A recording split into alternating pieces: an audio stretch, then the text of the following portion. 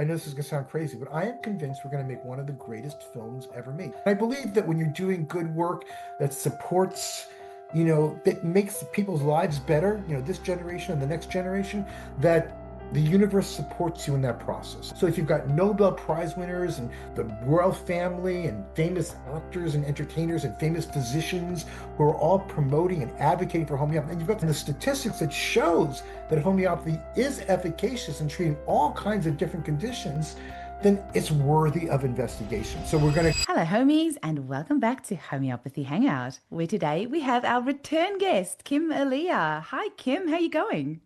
Good, Eugenie. Nice to see you. It's great to see you too. And it was so special meeting you all that time ago. Well, it's not that time.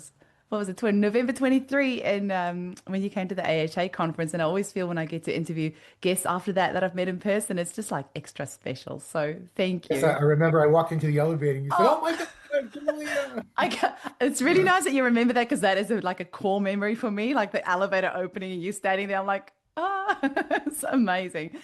Hey, now, so Kim, as many of you might know, is the producer of is the producer the right term that we use? Inspiration, the Yeah. creator, I was the executive producer, executive, producer, one of the co-directors, and one of the scriptwriters. and founder of Whole Health Now, and like a whole host of other things. So I don't think anyone listening to this podcast is not going to know who you are, but we'll put it out there anyway, just in case.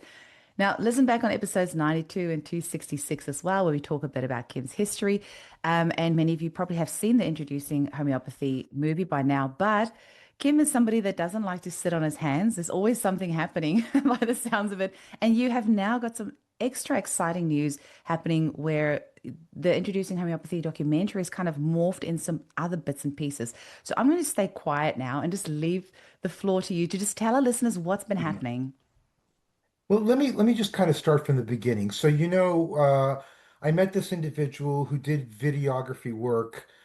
He was very sympathetic to natural and energetic medicine because his father was an acupuncturist. And so we decided to make this film introducing homeopathy. And originally we had wanted to put it onto Netflix. Uh, and but we decided at a certain point not to do that because the film didn't really fit the Netflix format, which usually involves a lot of controversy and polarity and dynamic tension and advocates and skeptics arguing over a particular topic or subject. And we didn't want to do that. We wanted to just simply talk about all of the amazing benefits of homeopathy. Of course, there are myriad benefits that homeopathy has to confer to humanity and really all living beings. And we thought, let's just tell people what this thing is. And so we did that. And when it was finished, we realized that it really didn't fit the Netflix format. We thought, how can we get the most number of people to see it? We decided to team up with Children's Health Defense, and it was screened on their platform. We also did a number of private viewings as well, and it's at this point been seen by over 500,000 people. So we feel that it was very successful in terms Amazing. of, and one of the things that we've noticed, for example, here in North America, is that the enrollment at a number of homeopathy schools is up significantly. The largest cohorts they've ever had. So I don't know if that's 100% attributable to our film, but I do believe that our film played a significant role in increasing awareness about homeopathy, interest in homeopathy, and consequently enrollment in these various institutions. But like you said, we didn't want to sit on our laurels. We wanted to see what else we could do. And we decided to create something that was more aligned with the Netflix format. And that's a 45-minute pilot, maybe 50 minutes, entitled not Introducing Homeopathy, but entitled Investigating Homeopathy. And I thought, it would be great to have feedback from the homeopathic community. So we sent out an email to our list asking for scriptwriters and filmmakers, and we got 25 people who responded. I interviewed all of them, and we now have a team of almost 20 individuals who meet on a weekly basis to discuss the narrative, the overarching theme of the pilot and things of that nature. And what we finally settled on was the perennial persecution of homeopathy, because homeopathy has been persecuted since the very beginning, since its inception. Hahnemann was persecuted. He was tried. He had to leave Leipzig and move to Cothen. And Melanie was tried for practicing medicine with practicing homeopathy without a medical license. And so there's been this ongoing persecution. Matter of fact, in the United States, the American Medical Association was created in response to the American Institute of Homeopathy. So the AMA was created as a reaction to homeopathy. And so we decided to interview a number of people who have been really persecuted by homeopathy. One of these was an individual medical doctor by the name of George Guess, who was practicing homeopathy in North Carolina. And his patients loved him. There were no complaints, really well received in the community. But the medical board of North Carolina found out that he was practicing homeopathy. And they decided to take away his medical license. And he took this all the way to the Supreme Court of North Carolina and lost. And the reason that he lost was because he wasn't practicing according to the standard of medicine in his area. And if you think about that for a second, that opens up a huge can of worms because it means that a physician, a healer, some type of healthcare practitioner could discover the cure to a disease, administer it to his patients, cure his patients, and then lose his license because it's not the standard of practice in his area. So this points out a really fundamental problem with the conventional medical system in that it can't really evolve or develop based on clinical discoveries that practitioners are making when they're working with their patients. So we thought this is a great theme. We went down to Virginia because basically Dr. Guest had to leave North Carolina. He couldn't practice in North Carolina any longer. He had to leave. He had to move to the state of Virginia, and he was practicing there. And we went and we interviewed him. And then right after that, my wife and I and a few other individuals went to the Children's Health Defense Conference in Austin, Texas. And we were there at the Saturday night. There was a big gala that was going to be happening, and a bunch of people were going to be speaking. RFK Jr.'s wife was going to be there, and a bunch of other individuals. And I was sitting at the table waiting, and some woman walks by, and she says, "Kim," and I don't recognize her. I said, "Yeah." She goes, "Kim, it's Margo Roman." And I say, Margo, and I hadn't seen her in like 20 years. And I said, Margo, fantastic. Sit down. And so she sits down and we start to talk. And I say, how are you doing? And she says, oh, it's been a nightmare. She says, I've spent the last 3 years fighting. She's a veterinarian. I've spent the last 3 years fighting the veterinary medical board in the state of Massachusetts because I was practicing homeopathy and natural therapeutics with my animals getting good results, but they found out and they decided to persecute me. And I spent the last 3 years and over $1.6 million fighting the medical board. She's actually planning to take it all the way up to the Supreme Court of the United States. And I thought, wow, unbelievable. This person, we've already decided on this theme. And here's this person who I haven't seen in 20 years sitting down. And even more remarkable than that, was the following week, right after that convention, I was flying out to Massachusetts to be with my grandchildren. My daughter and her husband and my two grandchildren live in Massachusetts, in Boston. And that's where Margo lives, is in Boston. So, like, it was so easy for me to just go up there and interview her and include her in the film. And you have to believe in divine intervention when things like that occur because it's like just remarkable. And I felt that way throughout the entire creation of Introducing Homeopathy. I felt like all the things that had to come to us did, like all the patients that we needed, all the practitioners that we needed, everything that had to occur fell into place perfectly. And I feel like the same thing is happening as well with investigating homeopathy. And I believe that when you're doing good work that supports that makes people's lives better, this generation and the next generation, that the universe supports you in that process. And, for Margaret to just appear like that and for us to be able to interview her the following week was just a synchronicity that just blew my mind. So, anyway, we decided to make the theme of the pilot the persecution of homeopathy. But then we realized, to really make it exciting, why don't we also look at the other position as well? Okay, yeah, there's all these things that persecute, attack homeopathy, and research. The thing that came out of Australia that said homeopathy is a bunch of nonsense, even though we know the research report is ridiculous. But there's all this type of stuff that comes out. But let's also talk about why we should investigate. What are the reasons that people should look into this thing? Well, you've got the British royal family for more than 100 years using homeopathy. Well, these are like the richest people on the planet who are extremely well informed.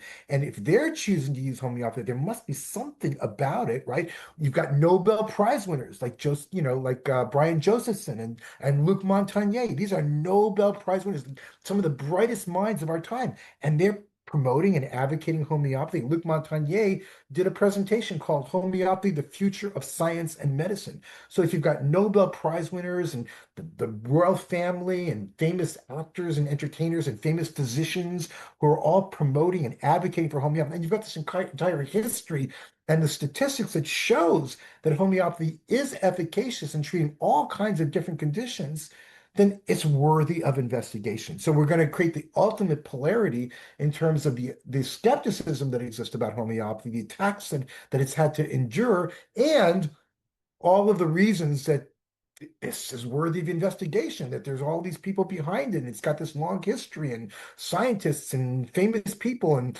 actually, the medical doctors who practiced homeopathy in the 19th and early 20th century, they were the most brilliant of the physicians of those times. So that's the Investigating Homeopathy project.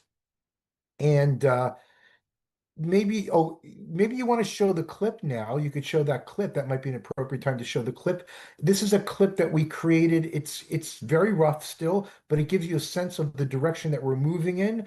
The first person in the clip is a medical doctor who did not want his name to be revealed because he feels that there's still the possibility of persecution by medical universities and medical boards and things of that nature. And so he's kind of blacked out. His voice is distorted. That's why he's appearing in that way. So you see him, you see Dr. Guest, you see Margo Roman. And again, it just gives you a sense of the direction that we're moving in.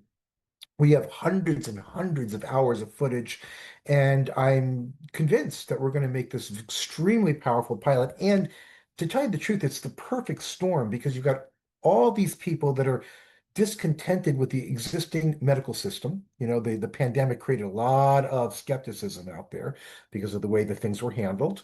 And people are suffering a lot from the conventional medical system. Obviously, it does have things to offer us. If you get hit by a bus or a car, yeah, you want to get taken to the hospital and fantastic way of surgery and things of that nature. But a lot of people's health issues are not resolved. They're just managed with cocktails of medicines. And homeopathy has something of really to offer a solution to these types of issues. So we're convinced that the environment is right. And right now in the United States, there have been members of the House of Representatives that have put forward a bill to the US Congress to support homeopathic medicine. And so when we go to Netflix, we can mention there's actually a bill in the US Congress. There's millions of people who will watch this on Netflix. So we can go to them and say that as well, because you've got, all the people in Liga and all the people at the National Center for Homeopathy and Americans for Homeopathic Choice and all the organizations that you've got in New Zealand and Australia and UK. And so there's, millions and millions of potential viewers, not just in the Western world, but really all over the planet that would be interested. And so I think we have a tremendous argument to make to support uh, that will entice them to want to fund the 10-part series that we've laid out for the Investigating Homeopathy program. So this is what we're looking at right now. I'm always, I've got what they call moonshot mentality, which means I always believe that everything I do is going to be successful. So I really believe Good. that we're going to make this a successful venture. Um, and then the other thing that we're working on simultaneously is we're working on a Hollywood blockbuster film about Hahnemann's life. And this is actually in some ways a lot easier than the Netflix pilot because it took a lot of work to figure out the angle for the Netflix pilot. But the film about Hahnemann's life is easy because the story itself is so compelling.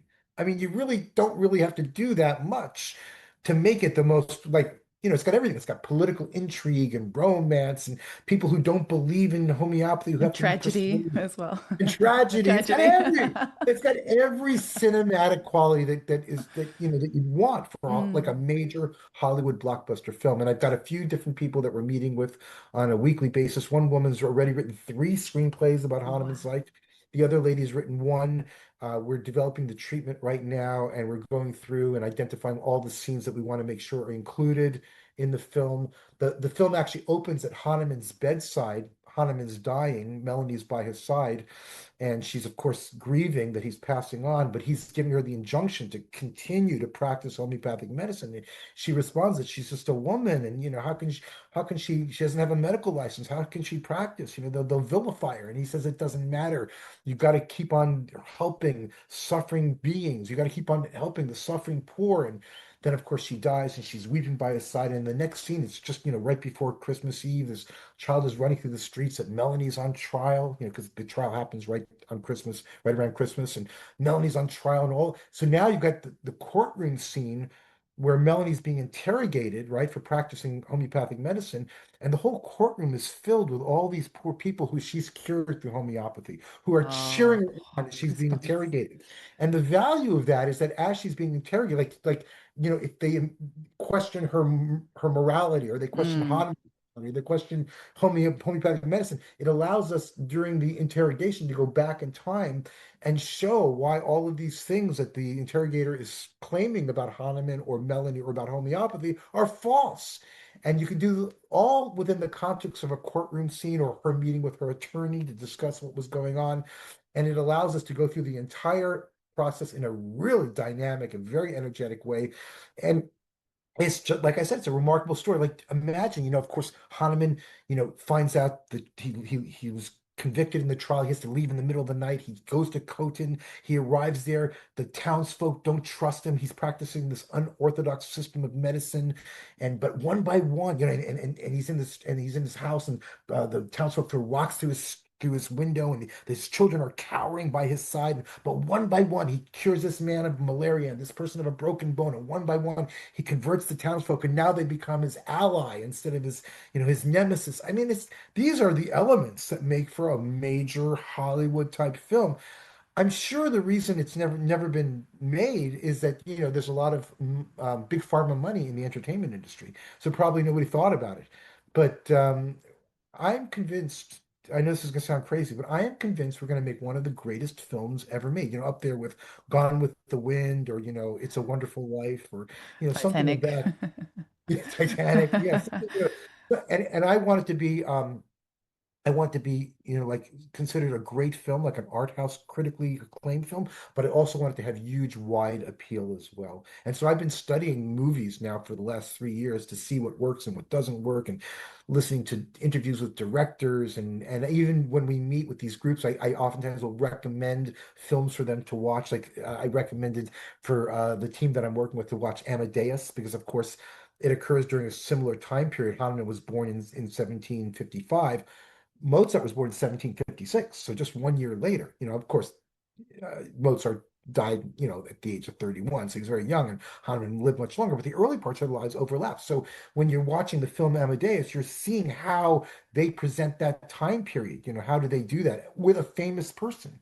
So it was an interesting film to watch to try to understand. And of course, it was like, one for best motion picture, so it was a highly regarded, highly reviewed film. I also had them watch It's a Wonderful Life for other reasons, which is one of my favorite. And I'm a big Frank Capra fan. He's one of the great directors of all time. Very positive director. He wanted to change people and give them a positive view of life. A humanistic view. And then the third film I asked them to watch was Sense and Sensibilities. And the reason for that, there's a few reasons. One, of course, it goes back to an older time, but also if you remember, the scene opens up with the father dying and telling his son that he had to take care of his three sisters. That the law was that he got the whole inheritance, but he should take care. And then how he follows up with that very funny thing how they whittle down that inheritance to almost nothing. So he knows he took a very potentially tragic moment and was able to find some great. Ang Lee as the director was able to create some great humor out of it. So anyway, I'm going on and on here, but the bottom line is that I'm actively involved in trying to make these films, both the documentary for Netflix and this Hollywood blockbuster film. And bottom line is, we think that this is going to fundamentally change the perception of homeopathy out there, uh, around the entire globe. Also, if people can help us in any way, either financially, we definitely need the financial support. I hate to ask for it, but we Mm, cannot do this without the support. mm. Just so you know, I've been doing this now for more than 3 years. I don't pay myself anything at all. I'm doing this completely gratis, and it's taken a lot of resources and a lot of time and a lot of effort. So we need to, if you believe in homeopathy and you believe that what we're doing is worthwhile, and you saw Introducing Homeopathy and you thought it was of value, please support us. Go to introducinghomeopathy.com, make a contribution. You get a gift in return. So it's like not like you don't get something, you do. You get really good courses or, homeopathic house call web app or whatever you want, based on your financial donation. But we definitely need your help, that's for sure. All right, so I'll stop talking. I don't know if you have any other questions for me, but I know Well, that on there for I firstly, I don't know where on earth do you ever sleep? Eugenie, I'm very fortunate because I don't seem to need a lot of sleep. So I sleep Okay. between 4 to 5 hours a night. So I usually wake up around 2:30, 3 o'clock in the morning, and it's a great time to be very productive because the phone's not ringing. I don't have to deal with patients or other matters, and I can focus on these types of Wow. projects. Well, they say geniuses don't need a lot of sleep, so you must be falling in that category. No, And I love no. your I passion like to as think well. about persistence. Persistence. Persistence, absolutely. And Yeah. passion. I think you couldn't do this Yeah. if it wasn't passion behind it. I think that's the thing that, And also so many people have been supportive of all these projects. The National Center for Homeopathy has been incredibly supportive financially and in other ways as well. Americans for Homeopathy Choice, many of the schools out there have been supporting us, many different organizations, institutions. When you make a fairly, $500 or more donation, you get listed up on our website with a link back to your website. And so we've had the homeopathic community has really come together and supported us to a great significant deal. When the film first aired in Virginia, and I was supposed to open up, make the opening remarks before the film was screened, I said, and the Academy Award for the best documentary film is, and I said, well, I can't promise you that Introducing Homeopathy will win an Academy Award for best documentary film in 2026 or in any year. But what I can tell you is that all of you deserve an Academy Award for coming together and supporting this project and making it possible. So, and that really is the truth. I love that. Do you know what? I'm going to stick the intro or the little taster episode right at the end of this episode for people to watch. But I think you've also got it up on introducinghomeopathy.com and people can click. Is it on there? Maybe it's not. What's that? The 7 minute like kind of taster of the pilot episode that Yeah, was you at mean the trailer 7. for the or the video for it? Yeah, the video. It's like a 7.5 minute video. Yeah, 7 minutes. Yeah. You can put that wherever you want. Sure. Okay, excellent. We'll stick that at the end for our listeners Okay. those just listening to the audio. You'll be able to, it's fine to just listen to the audio, but the video will be up on Rumble and YouTube as well. So we could just You go gotta to wade through me before you get to the good stuff, is what it is. Nice. Introducinghomeopathy.com, and then people can click on upcoming projects if they want to know a little bit more about this as well. Can you also tell them about your homeopathy in action series? Because that is Oh brilliant. yeah. I Thank you for emailed all reminding us. me. Yeah, go for it. Yeah. So we decided to give people a real sense of how homeopathy is actually practiced. So you could actually see the entire process from beginning to end. And so we've enlisted a number of practitioners who are going to be doing sessions. They're going to run 90 minutes. They will be presenting a case and they'll show you their entire thinking process, how they arrived at the remedy, what repertorization, what repertories they used, and then the follow-up, how to manage the case over a period of time. There'll be opportunity for participation. We're trying to keep it fairly small. So there'll be opportunities for participation to ask questions, to suggest remedies, things of that nature. I will be moderating all of these, and I will also be during each of the 90-minute sessions, I'll be doing a presentation that'll run about 20 to 30 minutes that will be related to the case.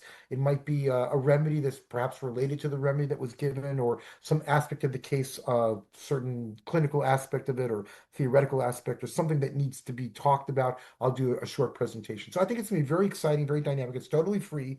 It's open to practitioners, students, and the general public. I think everybody will be able to benefit from it. Even if you're a seasoned practitioner, I think that many of these are difficult cases, serious, difficult cases, complex cases that require real experience, expertise to be able to manage and bring to a positive outcome. Amazing. I just sent a newsletter out to all our CHE Australia students yesterday, and I said, make sure that you register for that because I think it's going to be Oh, great, incredibly useful. And I great. recommend all the other schools do that And if as they can't well. participate in the live sessions, because 5 p.m. might not be good. No, I think Yeah. 5 p.m. works for you guys. Oh, yeah, that's fine. Anyway, they are recorded, so you can watch the recordings afterwards if you can't attend the live Incredible. session. That's so incredibly generous of you to do that. And then obviously everyone knows about wholehealthnow.com. You've got excellent courses there as well. Is there any final message that you want to leave us with, Kim? I know you're super busy, so I don't want to keep you any longer than we need to. But I just Well, really I want want to to make thank sure you that for people support that they support the work that you're doing, because it really does benefit all of us.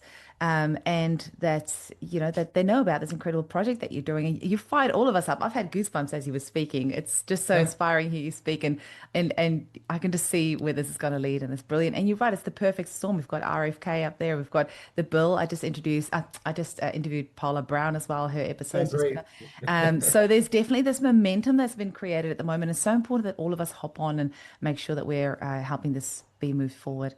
Any final messages that you want to Thank leave? you for the great work that you're Oh, doing to spread thank you. the good word about homeopathy. And really, it's always a team of people that makes these things happen. Yeah, okay, maybe I had the initial idea, but I couldn't have done it without the support of so many people, my wife and Julian, the filmmaker, and Isabel Wells, and countless people that I'm forgetting to mention. But so many people have come together to make this happen, and it's great to feel part of that. You're doing something that's good for the world, because at the end of our lives, right? And you look back at the end of your lives, that's really what matters, right? What you left behind is the good that you left behind with your family, with your friends, and with the world in general. Mm. So, You're going to have to start writing down that list of people to thank, because when you're receiving your Academy Award, you're going to have to yeah, remember all the names. definitely.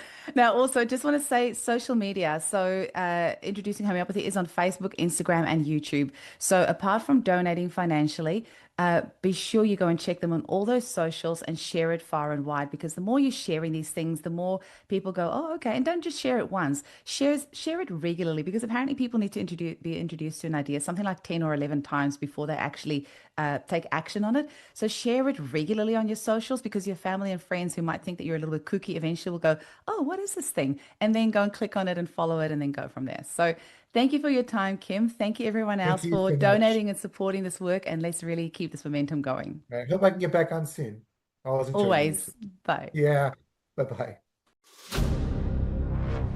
Throughout history, there's been the persecution of new thinkers and a lot of martyrdom for people who have stretched the limits of our understanding of life in the universe. It's through that process that science and really all the philosophy of life has evolved.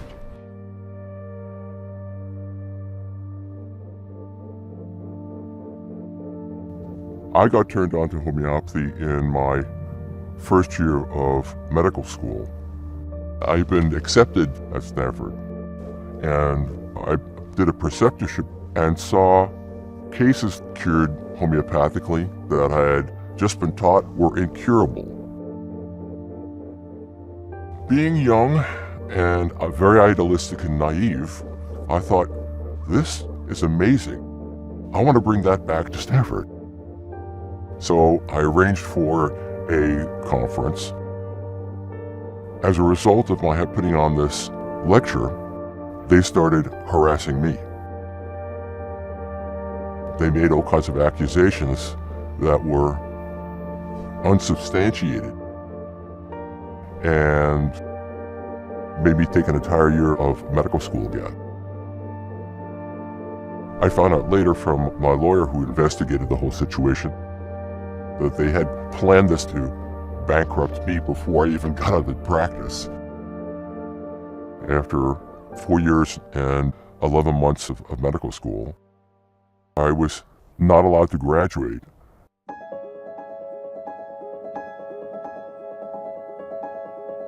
Throughout history, human evolution has been marked by the search for a higher understanding of the universe.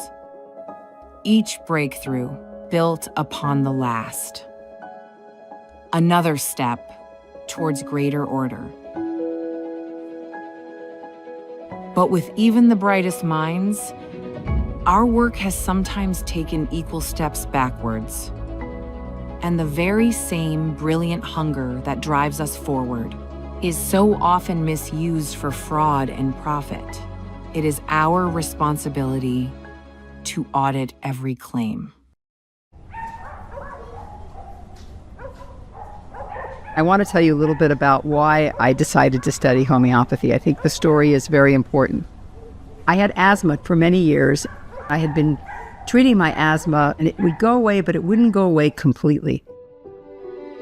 So in 1993, I was going camping with our kids, and I felt myself breaking out with poison ivy. But I felt good. I didn't feel sick. And as soon as the redness in my arms went away, my asthma completely disappeared. I couldn't believe it. What does asthma look like in the lungs histologically? The editor of the New England Journal of Medicine's response was, poison ivy in your lungs. And there was this eureka moment, like, oh my gosh, did I take this inflammation from my lungs and move it to my arms and get it out of my system? So I was determined to study classical homeopathy to understand why this happened. At a time when trends push healthcare to the front of global politics, consuming more research funds than any other science, homeopathy has become the second most common medicine around the globe. Using a principle discovered in ancient Greece, where similar symptoms cancel each other, it has shown revolutionary ways to heal diseases otherwise incurable. But it operates on such a subtle level that modern medicine still seeks to understand it. And the doctors who've used its methods have suffered more than 200 years of persecution.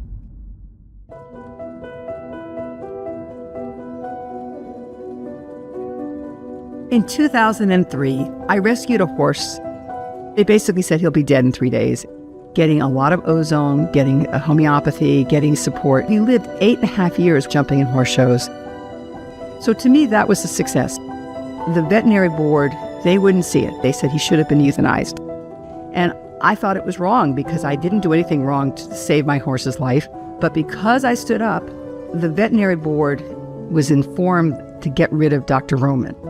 And I've spent over $1.6 million on legal stuff, torn apart and prejudiced completely because I was doing something alternative. The institutions of our government have been used as political weapons against holistic practitioners. I'm a family physician.